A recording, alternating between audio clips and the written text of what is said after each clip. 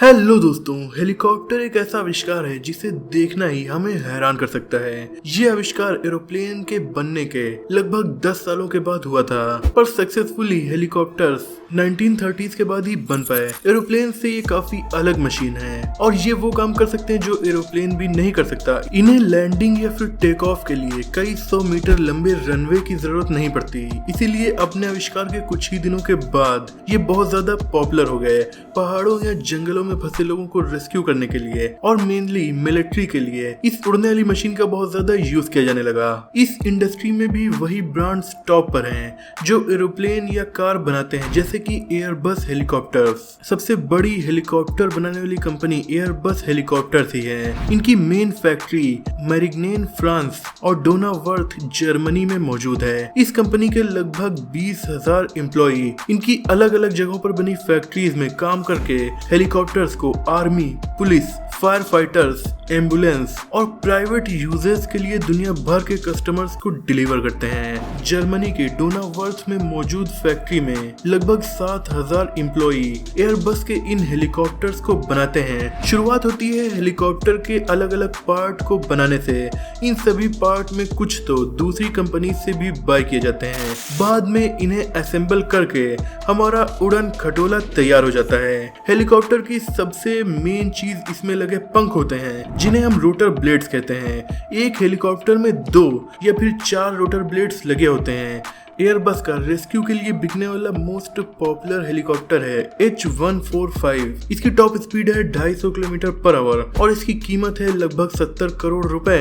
दोस्तों, हेलीकॉप्टर्स की बॉडी को एल्युमिनियम का नहीं बल्कि कार्बन फाइबर से बने एक मटेरियल कार्बन कंपोजिट का बनाया जाता है। ये काफी हल्का मटेरियल होता है लेकिन काफी ज्यादा मजबूत होता है। इससे हेलीकॉप्टर आसानी से और देर तक उड़ सकते हैं। हेलीकॉप्टर में लगे रोटर ब्लेड्स लगभग 5 से 10 मीटर लंबे होते हैं और इनका वजन अप्रोक्सीमेट 40 किलोग्राम तक होता है। इन्हें भी हाथ से कार्बन कंपोजिट मटेरियल से ही बनाया जाता है। ये ब्लेड्स बहुत तेज रफ्तार से घूमते हैं, तब जाकर 2 टन से भी ज्यादा भारी हेलीकॉप्टर को लेकर उड़ पाते हैं। इसीलिए ये बहुत ज्यादा फोर्स को झेलते हैं और इसीलिए इनका मजबूत होना और हेलीकॉप्टर से मजबूती से जुड़ा रहना बहुत ज्यादा इम्पोर्टेंट है। रोटर ब्लेड्स का जो पार्ट हेलीकॉप्टर से कनेक्ट किया जाता है उसे ब्लेड हेड कहा जाता है। इसीलिए यहाँ पर कार्बन फाइबर मटेरियल की 1-2 नहीं बल्कि 24 लेयर लगाई जाती हैं। ये लेयर्स इतनी ज्यादा मजबूत होती हैं कि एग्जाम्पल के तौर पर केवल एक लेयर से आप एक ट्रक को आसानी से खींच लेंगे।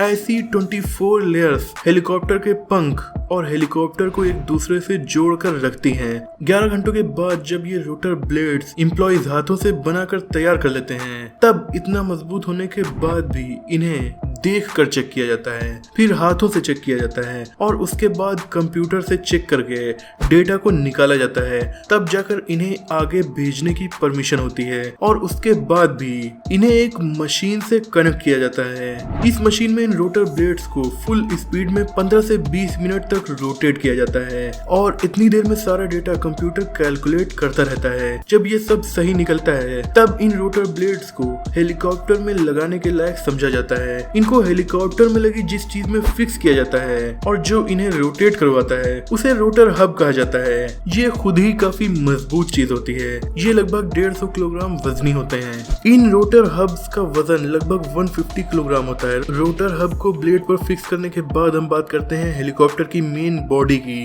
या यूं कहें कि उसके मेन फ्रेम की।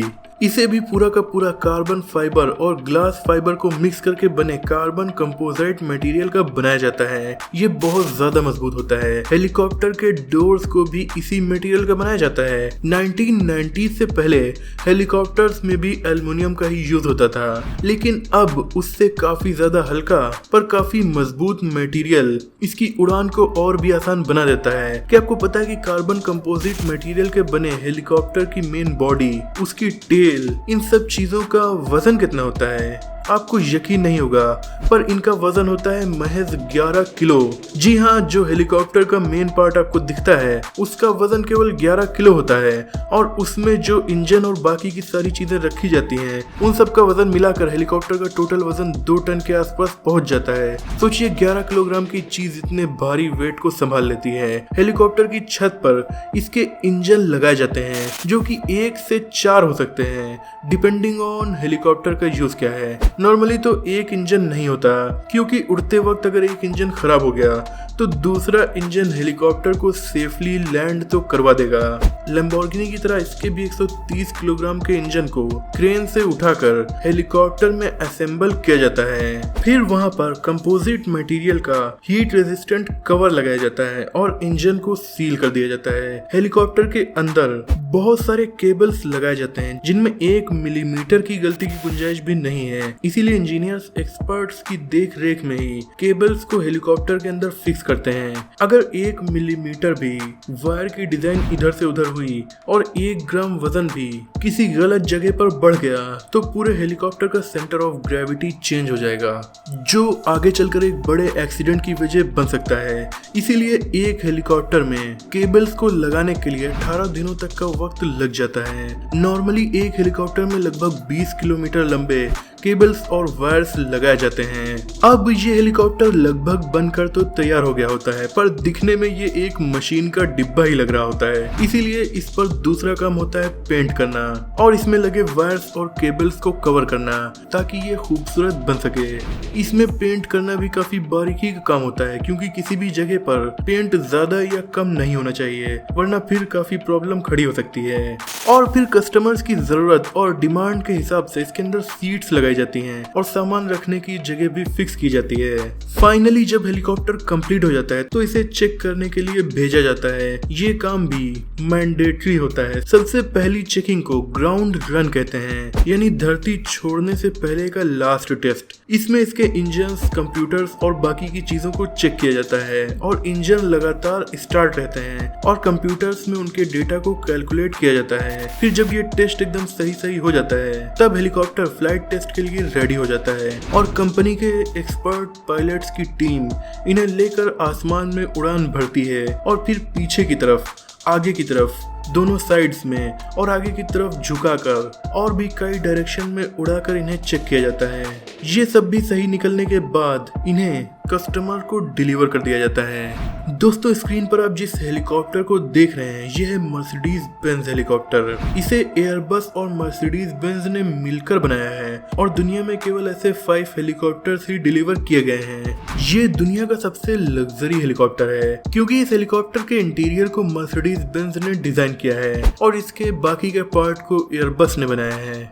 इसमें आपको मर्सिडीज कार जैसे बहुत सारे फीचर्स मिलते हैं, जैसे कि एम्बिएंट लाइटनिंग। इसकी कीमत लगभग 63 करोड़ रुपए है। और दोस्तों, ये है मिल Mi-26, दुनिया का सबसे बड़ा और सबसे ताकतवर हेलीकॉप्टर। ये रशियन हेलीकॉप्टर है। इसे मेनली एयरफोर्स के लिए ही यूज किया जाता है, जिनमें रशियन एयरफोर्स, अल्जीरियन एयरफोर्स और इंडियन एयरफोर्स इसका यूज करती है। इस दुनिया के सबसे ताकतवर हेलीकॉप्टर में लगे 11,000 हॉर्स पावर के 2 इंजन इसे 11 फैमिली कार्स को लेकर उड़ने की ताकत देते हैं। ये जंग के मैदानों में उड़कर टैंक को पहुंचा सकता है।